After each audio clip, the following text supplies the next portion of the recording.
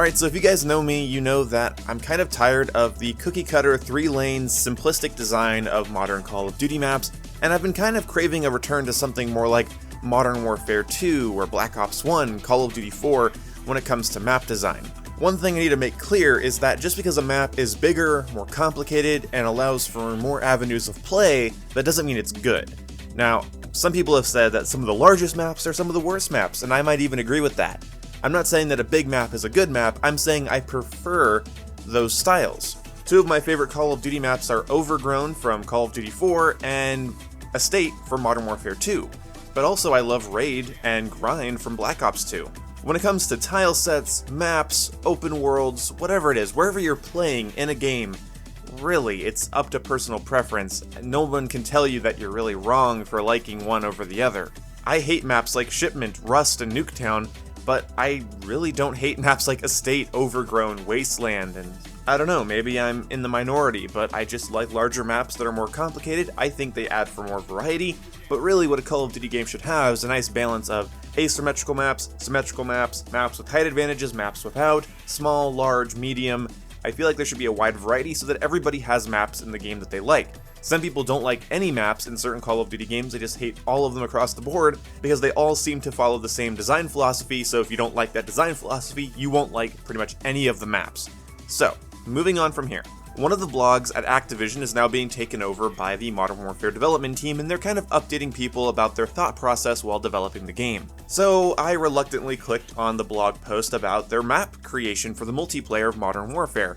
I was really scared to click on it and read some, we think that combat should all be on one level, and we believe that symmetrical gameplay will lead to more balanced engagements. No. In fact, they basically, in this blog post, talk about the exact type of map design that I like. And furthermore, before I get into it, I do want to point out that Call of Duty has been very fast-paced and simplistic in several of its latest releases, so if you don't like what this blog post has to say, maybe this Call of Duty isn't for you, in the same way that some of the more fast-paced Call of Duties weren't for me and others. So, just because it's not for you, doesn't mean they need to change. Which honestly is a tough pill to swallow. It was for me, it probably will be for you. So this entire blog post will be linked in the description below, or I will do a pinned comment, I might do both, who knows. Just make sure you guys go ahead and read this and you can come up with your own opinions. I just want to read the parts that stick out to me. This is from the dev team while they were working on the Modern Warfare maps. Keep that in mind. So let's start with this quote. While we were going through the process, we came up with some mantras and processes that helped us navigate, inspire us, and give us ideas to create new elements. One of those was strategy and tactics. For us, it boiled down to trying to make the game approachable and playable for different playstyles. We felt we should expand the focus beyond precision aiming and allow for other playstyles. Moving on to this next part, they say, one of the biggest changes was in terms of map design, says Jeff, or Geoff. Anyway, if you take a horizontal plane and you give everyone the exact same weapon, who wins? What skill wins? It's really the player that has the better aim. It was time to even the playing field and the battlefield just a little.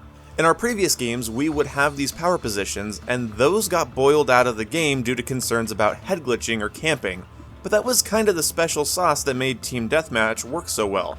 That you have a power position, you can actually have an advantage by having a line of sight, and people would gravitate towards you. In a general sense, the new Modern Warfare maps are more about these power positions as well as the ebbs and flows between them, and digging into the negative space between them and being in a realistic setting. I really like that they've noticed that. Team Deathmatch in Call of Duty was so popular because there was places you wanted to battle for. You could call them camping areas, head glitch spots, but really, they're right. It was the special sauce. Certain areas that have intrigue because you want to hold them allow for players to gravitate towards you, not to just watch lanes and hallways, which we'll talk about more here in a second as we go down this blog post. The post goes on to say, the realism as well as the consistency across all the different parts of the game extends to the way in which the team creates the majority of its multiplayer environments. You can't build a symmetrical environment and make it real, Jeff explains. Humans pick up patterns really quickly, so we focused on making the layouts of the maps more believable. That was the starting point. We wanted the player to have more strategies than just who can shoot each other more accurately and more quickly. With Modern Warfare, expect multiplayer maps to be comprised of a lot more freestanding buildings with upper floors, tiers, and doorways. This next segment they titled Taking Grandma's Plastic Wrap Off the Furniture. Maps also have a larger degree of interactivity than ever before. In terms of maps, we've taken Grandma's plastic wrap off the furniture. By this, I mean in our last few games, you've not been able to climb up many parts of the environment. And now, you can climb, mantle, and explore all over the place, and that's part of the strategy and tactics mantra.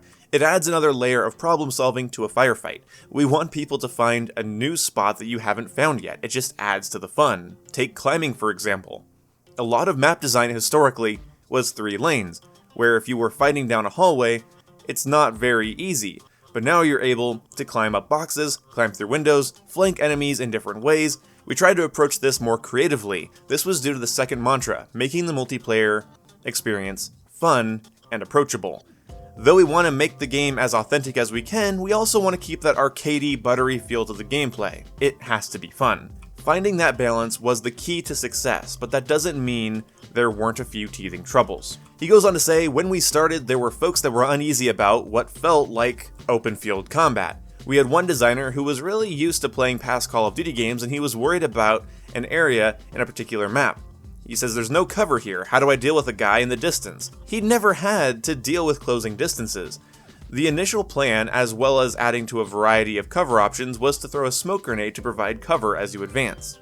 So he threw it, but by the time it took him to advance to the next piece of cover, the smoke had disappeared. This was subsequently fixed, and now smoke usually remains long enough so your sprint speed can get you to the next piece of cover. This was one of the many tests and learning exercises that the multiplayer team ran. The end result? All our environments are built around certain solvable problems, and that is the lifeblood of making the maps entertaining. Maps aren't simply a set of different objectives scattered around the play space. True tactical artistry is involved. This even extends to the larger environments too.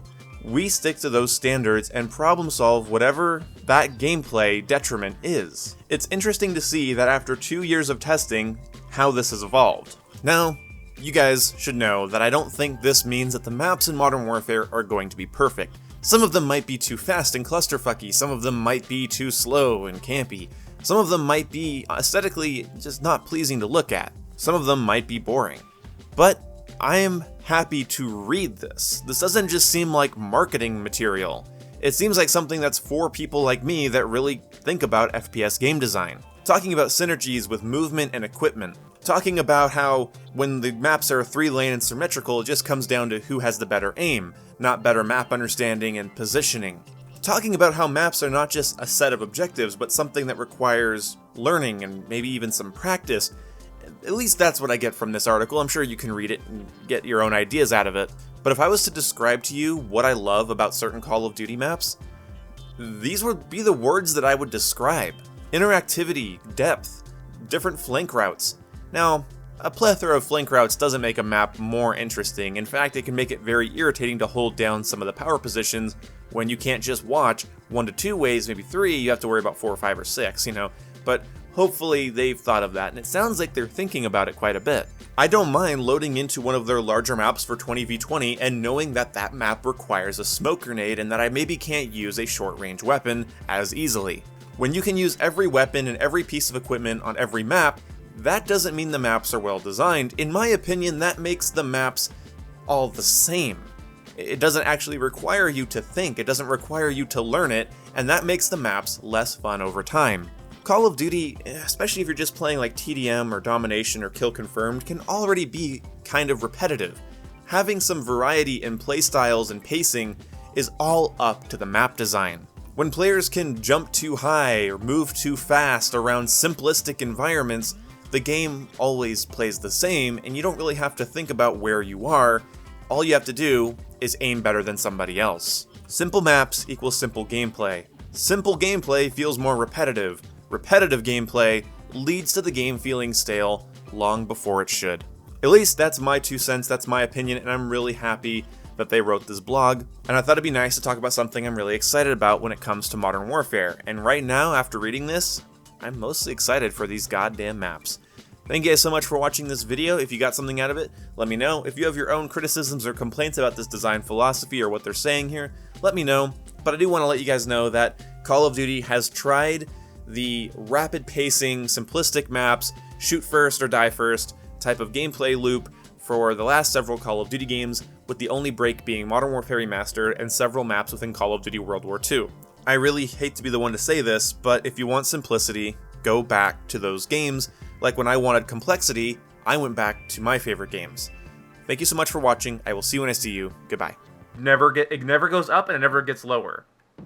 It's always just like this one like kind of repetitive, almost like party beat, and I'm like,